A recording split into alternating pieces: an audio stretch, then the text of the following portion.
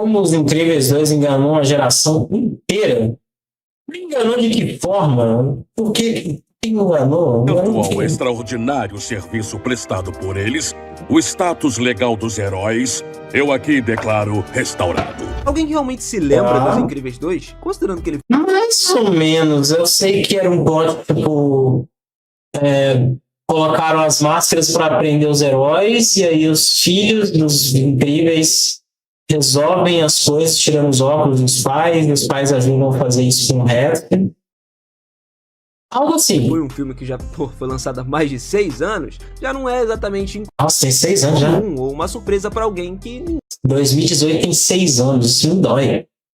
ninguém mais lembre 7, que realmente eles são. Só que afinal de contas, Os Incríveis 2 se tornou algo memorável ou não? Será que ele realmente é um filme bom ou não? Bom, se você é como eu que gosta desse Ele é um vídeo, ele é um filme ok, eu acho. Ele não é incrível e inesquecível. Mas ele é bom. Uma boa sequência. É lógico que você vai lembrar de algumas coisas, sendo a Mulher Elástica, o Senhor Incrível assumindo o papel de pai e alguns outros personagens. A verdade é que a geração das crianças que cresceu assistindo o filme original ficou super animada para uma continuação. Eu fui uma dessas pessoas, entendeu? Mas apesar de todo esse hype, o que foi direcionado quase que exclusivamente para a geração Y, Os Incríveis talvez não seja tudo aquilo que você se lembra. Não sejam tão incríveis? Falar sobre como Os Incríveis 2 poderia ser um filme da década, mas se você assistiu o filme no lançamento, sabe que não foi exatamente assim. Não me entenda mal, galera, Os Incríveis 2 tem momentos incríveis, momentos memoráveis, mas tem muitas coisas pra gente analisar nesse filme, em vez de sair criticando ele direto como muitas pessoas fazem. Então talvez é legal a gente revisar o filme dos Incríveis 2 e descobrir se ele realmente é um grande filme ou só mais uma decepção. Bom, eu vou explicar hoje o que acontece nesse filme em detalhes, tirando algumas pequenas coisas que realmente não parecem importar pra gente. Então, já vem comigo pra gente acompanhar isso tudo. Bom, galera, Os Incríveis 2 começa exatamente onde o último filme parou. Sério, talvez, tipo, sei lá, 5 minutos tenham se passado desde o fim do primeiro filme, quando nós vemos o Senhor Incrível tentando capturar o escavador.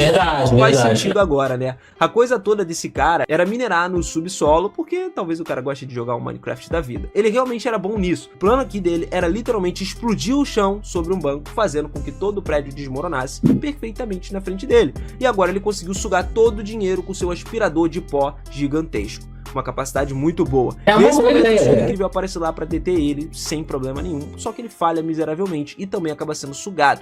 Então é engraçado a gente até perguntar, não tinha ninguém dentro desse banco, né? Quando ele caiu, a gente não vê ninguém lá dentro, não temos grito, não temos nada. É considerado que isso aconteceu por volta de meio-dia, e é um pouco esquisito, né? Mas, enfim, ninguém, não tem... Estranho, não tem nem funcionário, né? O banco tá fechado, só se for no horário de almoço. De qualquer maneira, os dois primeiros começam a lutar ali, e é meio estranho, porque a coisa toda do Senhor Incrível, ser super forte, acaba lutando no 1 contra 1 contra esse cara, meio que uma topeira, né? Não muda muita coisa. Acredito que essa parte de metal, né? Assim. Eventualmente o escavador acaba fugindo ali com todo o dinheiro, e eu tenho certeza que ele vai ser muito responsável com isso aí. O Senhor Incrível quebra a máquina da furadeira gigante que ele tava e causa o pânico em toda a área. É então que o resto da família, incluindo o Gelado, finalmente aparece para ajudar. O que eles estavam fazendo esse tempo todo? Bom, Violeta, especialmente sendo super poderosa, ela poderia ter feito uma bolha ao redor do escavador e acabado com tudo, ou pelo menos é o que dá pra gente imaginar. Só que enfim, de qualquer forma, essa parte inicial se arrasta provavelmente pra dar ao público uma cena de ação mais épica. Todos ajudam a impedir a furadeira ali, que ela bata num prédio da prefeitura, que aparentemente é o edifício mais importante do mundo, porque a máquina já atravessou vários outros prédios ali, pontes, mas as pessoas ali eram normais, então quem se importa, né? Enfim, cada um usa seus poderes de uma forma muito incrível e única pra poder parar essa furadeira e salvar tudo que estava prestes a ser destruído, exceto pelo Flecha, que meio que tá lá só pra putar, né? Mas se você se lembra do primeiro filme, com certeza sabe que os super-heróis são meio ilegais nesse mundo. Então, infelizmente, essa família acaba sendo procurada aí pela polícia e tudo mais e vai ter que fugir, né? Importante é mencionar que o Gelado acaba escapando antes que a polícia chegue e é abordado por um cara rapidamente perguntando se ele gostaria de ver os super-heróis de volta à sociedade. E a cena é bem vaga, dura aí uns 15 segundos, né? E deixa muitas perguntas no ar. Agora a família Incrível estava sendo interrogada, e eu acho que eles estavam em apuros, porque o escavador escapou e eles deveriam ter jogado o seu próprio jogo de PS2 e saberiam derrotar esse escavador aí. Eu joguei muito. Que isso? Era mais novo. Mais tarde nós vimos uma família que não... Incrível, né? O PlayStation, eu tava me distraindo um pouco assim, assistindo, focado. Mas o PlayStation 2 ele é incrível, né? Ele tinha absolutamente qualquer jogo de qualquer animação. Tipo, saiu um filme de animação, saiu um jogo Tava mais desse filme. passada e descobrimos que eles estavam morando em um motel há algum tempo. Mas achei que esse filme se passasse logo depois do primeiro e eles já estavam morando num motel. Sinceramente, eu não. Peraí, aí me bugou um pouco, né? Ah, porque destruiu a casa, né? Por quê? Durante o jantar, a Destruir a casa dele. família tem uma discussão intensa, bem no estilo do primeiro filme. Só que mais tarde, naquela noite, o Beto e a Helena começam a conversar na piscina, eles estão super tristes, misteriosos ali, né? Outras coisas. Eu não vou abordar todos os personagens principais desse filme, porque a maioria são personagens recorrentes do primeiro. Então, se você não sabe nada sobre os Incríveis, bom, recomendo que você assista o primeiro filme, né? O Gelado aparece então e diz, tipo, ei, eu sei que todo mundo tá deprimido e tal, mas um CEO aleatório quer se encontrar com alguns super-heróis. Então, claro que o Senhor Incrível e a Mulher Elástica aceitam o convite, porque os dois têm quase que um vício em usar os seus poderes. Dá pra ver que o Senhor Incrível fica todo animado só de ver alguém com músculos, né? Então o Gelado e os pais ali se encontram com um homem chamado Winston, que logo se revela um grande nome da indústria de tecnologia e convenientemente também é um fã dos super-heróis. A tecnologia, inclusive, aliás, tem um papel enorme nesse filme. Ela pode ser usada tanto pro bem quanto pro mal, como a gente vê mais adiante. Depois disso conhecemos a irmã de Winston, que é a Evelyn, né? E ela é um pouco mais dura, né? Um pouco mais severa, mas de alguma forma parece ser uma pessoa honesta. Evelyn é responsável por desenvolver a tecnologia, enquanto Winston é o dono da empresa, né? Afinal, o que os CEOs fazem mesmo da vida? Mano, ele parece muito cara. Nem sei, eles basicamente possuem as coisas, né? Winston conta uma história como seu pai era apaixonado pelos super-heróis e ela era uma milionária ali que construiu sua fortuna do zero. Era o maior apoiador dos supers. A questão é que o pai do Winston, ele realmente amava os super-heróis e se fosse hoje em dia, provavelmente o cara estaria em contato com eles de alguma forma no PC. Winston explica que uma noite, alguns ladrões invadiram a casa do seu pai e imediatamente ele tentou usar as linhas telefônicas para chamar a ajuda dos super-heróis. Só que, como eles tinham sido recentemente tornados ilegais, a linha não foi utilizada, ninguém respondeu. A situação acabou mal e o pai de Winston foi morto. Isso levou Winston a culpar a ilegalidade de todos os super-heróis pela morte do seu pai.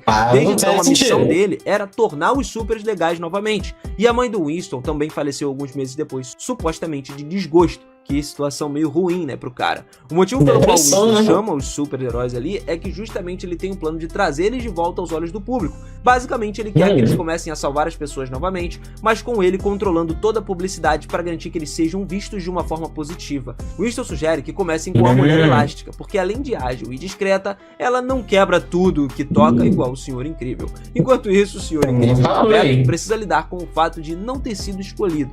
Mais tarde, naquela noite, Beto reclama por não ser o escolhido e ele fica claramente frustrado e com ciúminho, né? O que não é nada saudável. Em vez de apoiar a esposa dele, ele se deixa consumir pelo ego. No entanto, ele e a Helena acabam aceitando trocar de papéis. Dessa vez, ela salvaria o mundo enquanto ele ficaria em casa com as crianças. A família então se muda para uma casa moderna, uma casa chique, cortesia da fortuna do Winston, né? Que aliás, deve ser capaz de comprar várias casas como essa, e a casa é repleta de tecnologias avançadas, incluindo quer comprar pisos móveis e até cachoeiras internas. Tudo é um pouco confuso para se controlar, só que a família se diverte brincando com essa casa por um tempo.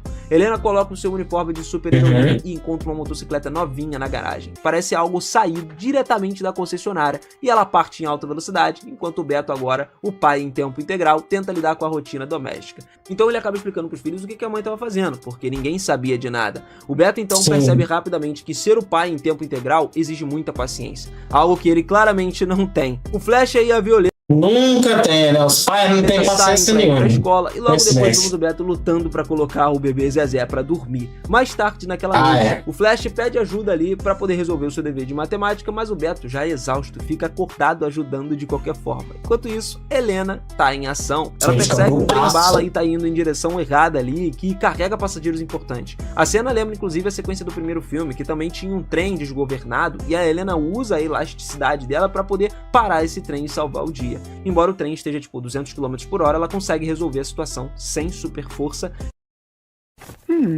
Isso aí é uma alterada, né? Mas é bom.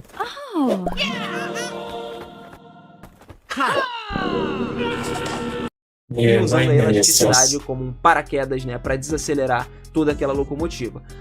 Um trem-bala. Ela parou um trem-bala. Vai Ao lá. longo dessa missão, a Helena percebe que o maquinista parecia estar fora de si, com uma mensagem piscando no monitor dele. Bem-vinda de volta, Mulher Elástica. Assinado por alguém esquisito. E isso deixa o clima ainda mais misterioso. De volta a casa, O todos que é melhor que a mídia para poder resolver a própria questão da mídia? que estava acordado e pronto para causar ainda mais confusão. Tem uma cena em que o Zezé vê um guaxinim do lado de fora da casa, ele pensa que é um criminoso, provavelmente por causa da máscara ao redor dos olhos do animal, e é bem engraçado na verdade, né? Lembra que lá no final do primeiro filme o público A descobre que o dinâmica Zezé deles. também é um super e tipo, tem 1 milhão de poderes, e muita gente diz que ele é um pau pra toda a obra, né? Porque ele literalmente pode fazer de tudo, então é muito engraçado a gente ver isso. O Zezé, ele acaba entrando ali no 1 contra 1 com esse guaxinim e obviamente meio que destrói esse bichinho. E tudo isso foi muito divertido de se ver. Depois disso, o Beto fica super empolgado, porque é nesse momento que ele descobre que o seu filho tem vários poderes diferentes. E acha que todo mundo já sabia que o Zezé tinha poderes desde o último filme, né? Mas aparentemente ninguém sabia assim, não. Não sei porque que eu pensei isso. Mas enfim, o Guaxinim foi quase derrotado e morto ali por Eles que viram um poder só do Zezé, eu acho. um bebê de 1 ano. Ele Logo depois, o tem Beto recebe vários. uma ligação da Não é esposa só da um. Helena, né? Além de checar como estão as crianças, ela também menciona casualmente que salvou o trem, o que deixa o Beto visivelmente com ciúmes, e fica feliz por ela. Ele age de uma forma meio mal-humorada, fingindo estar empolgado, e essa atitude é um pouco tóxica da parte do Beto. Ele realmente precisa trabalhar essa questão. No dia seguinte, a Mulher Elástica tem uma grande entrevista na TV. Mesmo que ela tenha acabado de salvar o trem, é lembrado que os super-heróis ainda são ilegais, então é meio estranho acontecer isso. Aparentemente o Winston, ele tem várias conexões para fazer tudo isso funcionar, mas parece que todos já sabem que os super-heróis podem salvar as pessoas. Eles já fizeram isso antes. É estranho como Sim, tudo acaba se são desenrolando heróis, rápido. assim nesse funciona. filme. Honestamente, Eu acho que ser herói é você salvar as pessoas, né? Pelo menos. É o mínimo. Boku no Hero ensina o isso aí. roteiro às vezes não faz muito sentido. Durante a entrevista, um padrão estranho começa a piscar na O principal é de que, como é que a gente faria os super ficarem legais? Usando artimanhas para colocar pessoas em perigo para você salvá-las, para vocês mostrarem que vocês são legais. Que é a mesma coisa que o Síndrome ia pegar e fazer, teoricamente, e depois ele ia vender a ideia de ser herói para qualquer um. E quando todo mundo fosse especial, ninguém seria especial. Só que aí o plot é outro, é fazer eles serem demonizados, porque a menina, do mesmo jeito que o cara é admirado, ele admirava os heróis, a menina odeia os tela, heróis. hipnotizando todos na área. Logo fica claro que é mais um ataque do vilão da tela escrava, que usa um protetor de tela hipnótico para controlar as pessoas. É inteligente da parte dele, afinal de contas parece que ele tem acesso a todas as telas, porque consegue fazer literalmente 2 helicópteros, ou um deles ali, do prefeito a bordo, né, colidirem um com o outro. Infelizmente, pro tela escrava, ele não contava com a Mulher Elástica acertando todos os seus eventos ali de Quick Time, e ela acaba conseguindo salvar todos que estão envolvidos. Os eventos de Quick Time. Houvesse pedestres inocentes Quick Time próximos ao Events. acidente, né? Mas isso não é mencionado. No dia seguinte, novamente, a Mulher Elástica visita Winston e ela aparentemente não vê a própria família há alguns dias, o que é um pouco preocupante, né? Todos agora estão obcecados pelos super-heróis e o jeito que a Mulher Elástica salva algumas pessoas deixa o público animado de novo. É curioso. Fico feliz que não sexualizaram a personagem de certa forma, né? Deixaram ela tudo bem vestidinha e tal.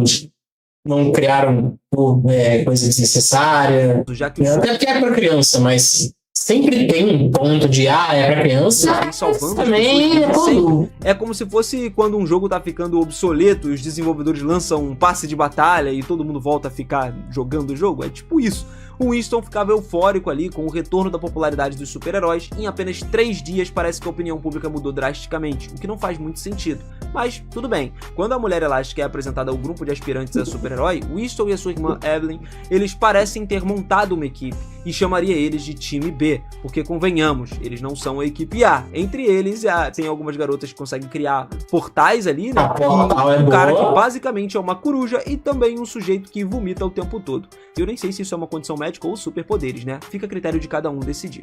Mais tarde, a Mulher Elástica, meio bêbada ou desmaiada, tem uma conversa leve com Evelyn. As duas se dão super bem, trocando piadas aqui e ali, né? Uma amizade incrível. Espero que nada de ruim aconteça com elas. Enquanto isso, do outro lado, a família lá, Beto, Violeta, Flash e Zezé, saem para tomar um café da manhã. Aqui é que é um bom momento para se lembrar que logo no início do filme, o interesse amoroso da Violeta, né? O Toninho Rodrigues, ele viu Toninho, sua verdadeira cara. identidade. Por conta disso, os Olha agentes esse secretos nome, apagaram a memória dele. Só que eles foram longe demais, né? E o Toninho Rodrigues acabou esquecendo a Violeta completamente. A Violeta tenta falar com ele, mas acaba sendo ignorada. Ela até tenta fazer planos e tal, mas não adianta de nada.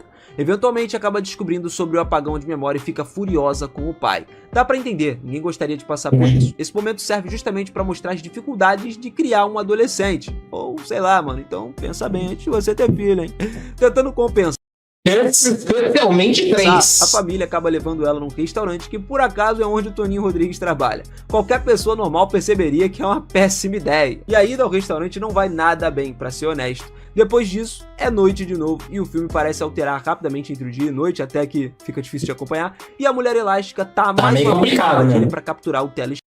Eles foram tomar café da manhã num restaurante. Quem faz isso? Né? Justamente de uma vez por todas Café pra da poder manhã acabar é com esse? ele, e tudo que ela consegue é uma transmissão dele. Mas com a ajuda da tecnologia de Evelyn, parece que finalmente ela tá perto de rastreá-lo. Então uma cena bem legal acontece. Eventualmente eles conseguem pegar o vilão aí, só que o que chama a atenção é o monólogo que o Telescrava faz enquanto isso. Durante o discurso, o Telescravo ele solta várias falas interessantes, como tipo, você assiste programas de entrevista, mas não conversa, você assiste relacionamentos, mas não vive, cada experiência significativa deve ser embalada e entregue para você assistir ela à distância, permanecendo sempre protegido, sempre num consumo passivo dessas coisas. É uma crítica clara ao modo como as pessoas são prisioneiras das telas, né? E como eles poderiam viver momentos mais impactantes se só levantassem a cabeça e participassem. É um negócio profundo, né? Não? Muito bacana. Mas também, principalmente vindo de um negócio que está sendo exibido numa tela, né? Tipo, você tá falando enquanto que a tela faz mal dentro de um filme. venhamos, isso é sobre tecnologia ou super-heróis? Enfim, a Mulher Elástica pega a tela escrava ali e descobre que ele é apenas um cara qualquer que nunca vimos antes. Um corte rápido nos leva até o Beto, que parece estar no fundo do poço emocional. Ele estava deprimido porque a esposa tá feliz, ou seja, relacionamento tóxico. Essa situação leva o Beto a surtar com as crianças, percebendo que ele não consegue lidar com tudo sozinho. Zezé, com seus superpoderes, só piora a situação, então ele precisa de ajuda. O Gelado aparece para ajudar, mas não adianta muita coisa não. Numa última tentativa, o Beto decide visitar a velha amiga, Edna Morris. E sim, é isso aí. Praticamente o mesmo que aconteceu no primeiro filme. Só que agora com papéis invertidos, né? Voltamos à famosa cena da roupa indestrutível na casa da Edna. Só que dessa vez o bebê também tá lá, o que dá um toque diferente na situação. A roupa que a Edna deu ao Beto do Zezé... Mas é repetição pra dar conforto, né? Porque todo mundo gostou da Edna. Para que ele possa manter em controle o seu filho daqui pra frente. De volta a casa, tem uma cena emocionante que nós vemos a Violeta perdoar o seu pai pelo que ela fez com o Toninho Rodrigues. É um momento bastante legal, porque apesar do Beto definitivamente não ser o melhor pai em termos de execução e tudo mais e tal, mas o coração dele tá no lugar certo. Ele ama sua família, e no fim das contas só quer ver eles felizes, mesmo que ele seja ridiculamente ciumento com a sua esposa. Voltando pra garota Astro, Mulher Elástica, tem uma grande festa pra acontecer, porque ela capturou o Telescravo, né? E todo mundo tava comemorando que era um momento divertido, só que a Mulher Elástica não tava realmente convencida de que ela pegou a pessoa certa. Por algum motivo, ela começou a investigar mais e acaba bisbilhotando o óculos tecnológico do Telescravo. E aí, cara, é que a maior reviravolta da história acontece. Evelyn coloca um óculos nela, fazendo com que ela literalmente tenha uma lavagem cerebral, transformando numa espécie de escrava mental. Essa reviravolta acontece muito rápido, de maneira um pouco conveniente, né? Mas sim, a Evelyn tem sido a vilã o tempo todo. Descobrimos que enquanto o Winston ama os super-heróis ali, porque o seu pai confiava neles, a Evelyn, na verdade, odeia os super-heróis e vê eles com ressentimento. Quando seu pai precisou dele... conveniente, né? O braço dela estica pra caramba e estica até perto do rosto, mas não consegue tirar. Ah, para, né, velho?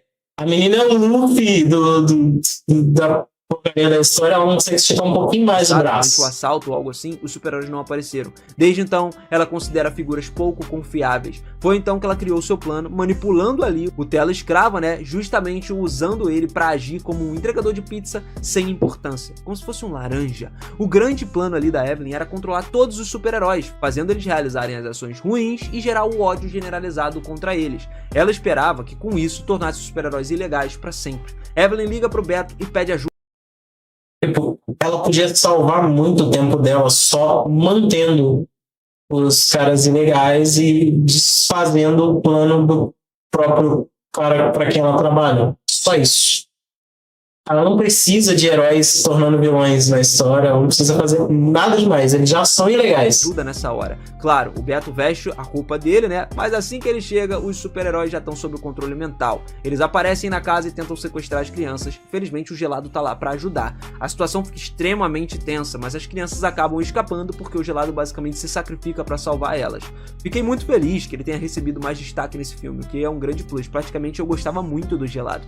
A mesma coisa acontece com as crianças, que tem momentos realmente legais, cara. Quando o Beto chega e vê a sua esposa agindo de uma maneira estranha, ele acaba correndo pra casa dela rapidamente. Só que, claro, galera, que isso tudo é uma armadilha, cara. E agora o Beto também é colocado sob o controle mental. No dia seguinte, todos os super-heróis que conhecemos estavam num mega iate aí. Eu sei que isso parece um pouco confuso, então vamos recapitular rapidamente. Um grupo muito rápido, tipo, tem muita corte de cena pra uma coisa pra outra. Incrível. E o Gelado estavam a bordo, mas todos estavam sob o controle mental da Evelyn. E ela também controla líderes mundiais e outros super-heróis que também foram convidados pro barco. Winston também tá lá, nem sabe que Evelyn é a vilã. O Flash, a Violeta e o Zezé conseguem entrar nesse barco de forma furtiva. Como chegaram lá não importa, né? O importante é que eles estão lá dentro para salvar o dia. Acontece que o Zezé... Mas o Flash já consegue andar sobre a água, então pra ele poder fazer isso e ela levitar é de boa. E agora os seus irmãos precisam encontrar ele de alguma forma. Durante essa jornada, tinham várias lutas entre as crianças e o time B. E é engraçado como as crianças nunca brigaram de verdade antes, mas ainda assim conseguem vencer os super-heróis. No final dessa longa cena, as crianças estavam prestes a morrer, mas felizmente o Zezé revela o poder que nunca tinha sido mostrado antes e fica realmente grande. E acaba que é muito conveniente, né? Ele pode simplesmente fazer a esmagando todos os outros super-heróis ali. Enquanto todos os heróis acabam sendo controlados mentalmente e liberam as suas consciências, a vilã faz agora um discurso hipnotizado ali, que parece ter sido escrito por uma EA, né? E entregue pra ela. Agora, os super-heróis acabam sequestrando o barco que planejam levar ele direto pra cidade e causar o caos. Eu não tenho certeza de quanto de dano isso realmente causaria, mas acredito que eles poderiam até derrubar um prédio, talvez. Finalmente as crianças encontraram os seus pais e, sem brincadeiras, elas apenas tiram os óculos de controle mental deles e tudo fica bem. Claro que levam eles com os poderes de levitação ou algo do tipo, mas tipo assim, eles só pegam os óculos e inicialmente os pais não atacam, né? Não tem nenhuma fraqueza complicada ou algo assim. Basta tirar os óculos e tava tudo pronto. O esquadrão se reúne novamente e agora uma batalha épica acontece, que são os OGS contra o time B. Todos aqui, honestamente, recebem um tempo de brilhar. Ainda fico um pouco confuso sobre uma coruja, por exemplo, que a cabeça vira 360. Acho que o poder dela, obviamente, é girar essa cabeça em 360, porque não apareceu nenhum poder. Não faz o mínimo de sentido. Os nossos queridos incríveis aí vencem porque, cara, eles são bem melhores, né? A Evelyn também estava fugindo do seu irmão, mas o Winston percebe que realmente está acontecendo de alguma forma e sai ali. E a Evelyn voa sozinha agora, mas graças à garota que abre o portal, ela consegue embarcar no avião para deter a Evelyn e no final é a parte bem engraçada, né? Porque a Evelyn basicamente não tem poderes. Os escritores tiveram que encontrar uma maneira interessante de fazer a garota enfrentar a Evelyn, já que ela não tem nenhuma habilidade especial. Basicamente, a Evelyn voa muito alto. Então a garota do portal começa a ficar sem oxigênio, o que não dura muito tempo, né? Antes dela desmaiar, a garota encontra uma pistola sinalizadora no chão e atira pela janela imediatamente. Nessa hora, a Evelyn é sugada pra fora e provavelmente morre ou algo assim, mas a gente nunca mais vê ela de novo. Brincadeiras à parte, a garota acaba pegando a Evelyn enquanto os outros param o barco ali, porque bem, eles têm superpoderes. A cidade é salva, então todos do barco estavam seguros. E esse é o fim de tudo. Galera, não me entenda mal, tudo foi épico, foi legal, mas é meio anticlimático, né? Depois de tudo, o status legal de cada super-herói foi restaurado, que significa que todos eles poderiam usar os seus poderes, as suas fantasias ali, né? Roupas em público novamente. Temos uma cena rápida da Violeta recomeçando a conversar com o Toninho Rodrigues, né? E eles estão prestes a sair pro encontro, mas de repente tem um crime acontecendo nas proximidades. Então, sem brincadeiras, eles acabam deixando o Toninho lá e vão salvar o dia com a sua família. Isso também foi épico, né? E assim termina o filme dos Incríveis 2. O filme não foi tão ruim, mas muitas pessoas vão te dizer que atrás do primeiro filme, ele tá com certeza. Mas mesmo assim, esse filme realmente tem algumas coisas legais. Mas toda obra original vai ser mais impactante porque é ela que apresenta você aquela história e aquela trama. O resto é continuação. Mas a continuação não é tão boa quanto o primeiro. Nada vai ser tão bom quanto ser introduzido ao universo da história. A continuação da história é você continuar inserido naquele universo ali e seguir o plano. E você continuar vendo algumas coisas e continuar se sentindo daquela forma que você sentiu quando você foi apresentado. Mas nada vai ser... É igual o vício em si. O vício ele é dado uma vez que você prova a coisa pela primeira vez. E aí a pessoa fica tentando ter o sentimento que ela teve quando teve pela primeira vez. Que nunca vai acontecer. A primeira vez sempre vai ser a introdução, coisa, é o universo, o mundo, outro tipo de coisa, e você sempre vai se sentir melhor nela. Isso é inevitável, não vai, tem que um é muito melhor que o dois. O dois é melhor que o três. E aí, pô, ficar nessa brincadeira aí, Velozes e Furiosos no 1 é melhor que o 10. Sim, foi a primeira vez, o primeiro contato que você teve, vai ter uma memória afetiva, pode até não ser melhor, mas é o que você mais gosta. Foi o momento em que você descobriu isso. A descoberta é o que faz você ter um sentimento de uma dopamina muito maior, muito elevado. Enfim, o Incrível 2 para mim não enganou uma geração. Ele seguiu a proposta do que ele tinha que fazer, invertendo um pouco os valores, porque o primeiro dava aquele foco maior pro pai, e agora o foco foi para a mãe, e depois foi para os filhos, mostrando toda uma dinâmica onde o primeiro não estava exatamente focado em cada um neles, digamos assim. O tempo de tela deles foi menor, mesmo que ele tivesse sua relevância. Então, assim, para mim, cumpriu a proposta. Gente, não tem nada a ver esse negócio de enganar a geração 1.